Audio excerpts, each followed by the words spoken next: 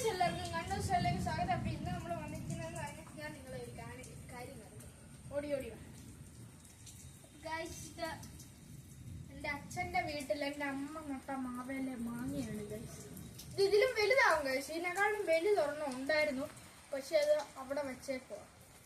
ഇത് പഴുത്ത് കഴിഞ്ഞാൽ നല്ല ടേസ്റ്റ് ആണ് ഗൈസ്.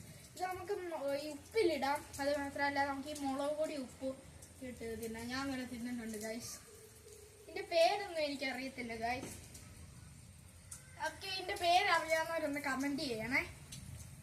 അപ്പൊ ഇതാണ് മാങ്ങ. ഇതൊക്കെ ഒന്ന് ശരിക്കും കാണിച്ചേക്കാം. ഇത് പഴുത്ത് കഴിഞ്ഞാൽ നല്ല ഒരു സ്വാദാണ് ഗൈസ്. ഉണ്ടോ ഗൈസ്? ഇത്ര എണ്ണമാണ് എൻ്റെ അമ്മ കരച്ചുകൊണ്ട് വന്നത്. വളരെ ടേസ്റ്റി ആയിട്ടുള്ള മാങ്ങയാണ് ഗൈസ്. അപ്പൊ നിങ്ങൾക്ക് ഈ മാങ്ങയെല്ലാം ഇഷ്ടപ്പെട്ടല്ലോ.